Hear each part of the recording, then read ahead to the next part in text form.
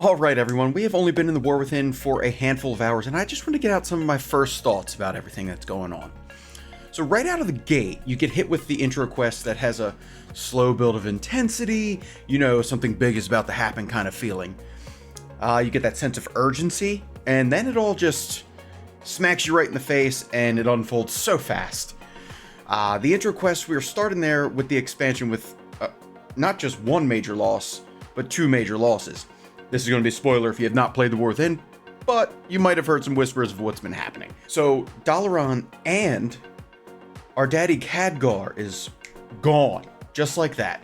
A place and a person that we've been attached to for years, since truly Legion, but before that it was like Warlords with Khadgar, and anything beyond Legion, that's just too far back. But you used Dalaran as a focal point for you for years, and it just ripped it right from our hearts, just like that, as it came tumbling down, and Khadgar will mourn for his losses later. With the whole story wrapping up and unfolding all at the same time, one question for you guys: who is more of a baddie? And that's baddie with an H, I'm gonna say. You got Illyria with her new voidy purple mysterious, look, and then you got Xal'atath, who has been around smirking at us since the War Within we heard about back in BlizzCon, and she's in every cinematic and laughing and looking at us.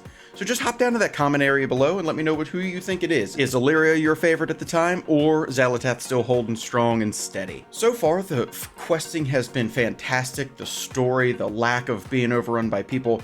This is the only upside that I can see from early release. It kind of gives you that slow trickle, and, when you're trying to fight the one rare, does it lag out? Whatever. But right now, it is pretty peaceful. I'm living up with a friend of mine, and we've seen a handful of people going around, and they've only offered help with it in such things. The trickle style loadout does help, or rollout of the season, because we want to try to stop everybody from blowing through all the content from in week one, where you get from 70 to 80. You get your gear, get that, and then we're all screaming and whining how we have nothing to do. And in my first night, I got level 74, which was, I think, good. I was able to get around, enjoy the Isles of Dorn, and not be that major sweat lord that I am usually during the Mythic Plus season. Now, you're gonna have to do me a favor next time you log in to the new area. Just take a breath, look around, and we'll say stay a while and listen. It's just flat out beautiful.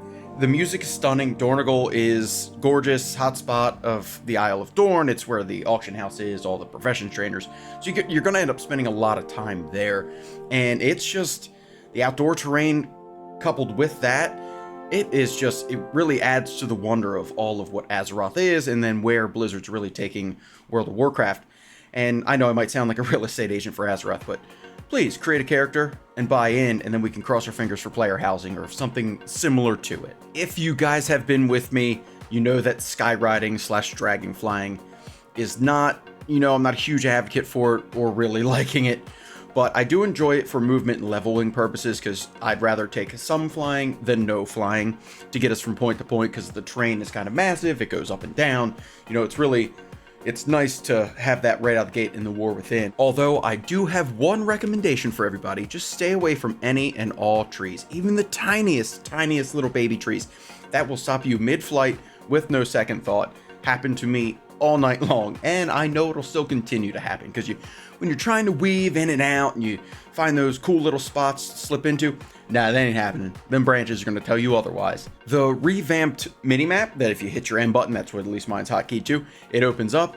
It's very easy to keep your journey organized. You have your shield quest, which is your campaign, and if you can just roll through this main story content, or it then puts the exclamation points all over the map. You can pick up the 3 dots. That means you're in the middle of it.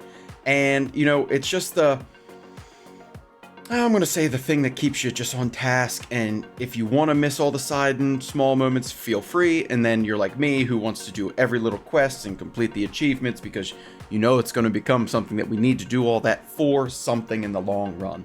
And I have found out that doing the side quest is part of the Earthen unlock. So the quests are actually labeled with a little box that says for Earthen achievement.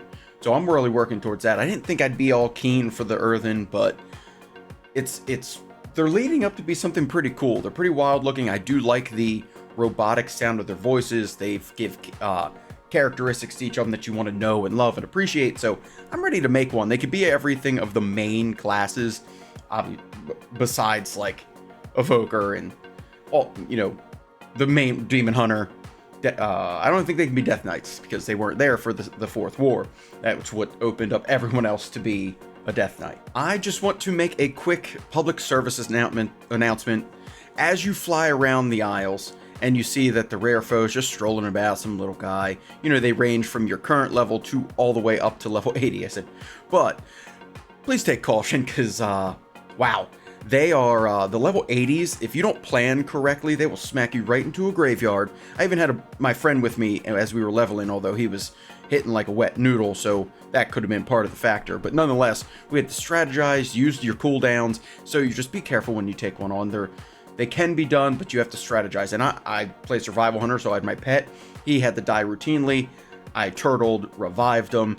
Friends of Warlock, he has his pet, also died, so as his Voidwalker's getting beat up, I'm reviving my pet, and we're just juggling back and forth until we ultimately get defeated, or we ended up getting the little bit of reputation, some gold, and the occasional piece of gear that added up to our gold. Well, I'm not even going to say gold, because that'll get funnier in a delve video that I had recently put out to reference the amount of gold that Blizzard just gives us for doing accomplishments and whatnot. And then finally, the thing that I can think of, you know, that's gonna, you know, cap off your War Within starting package is professions.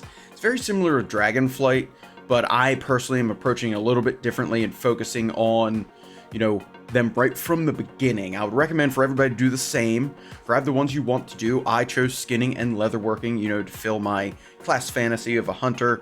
I think that's beneficial to gathering and a crafting profession, which is really nice because I get the fantasy of skinning and getting all the goodies from all the creatures we kill. Then I get to make my own personal armor. And then on the side, I can funnel that back into the economy. You know, but really it's like, you got to decide, do you want to gather for personal use? Do you want to become an auction house tycoon? Which I can't be because, let's all admit it, there's bots everywhere. And what are we supposed to do about that for gathering? Just do you. Buy it from them once the economy levels out, and then you're good. And then you can also open, like I said, your storefront and craft for the new lands, new armor, new weapons, and learn that system. But definitely take your time with it. I never took the time in Dragonflight. I tried, gave up, gave it about a good solid 2 days worth of effort, and done. Now we're in the War Within. I waited a year and a half plus to get back in. Now I'm going to try to make a little bit of gold on the side. That's my plan.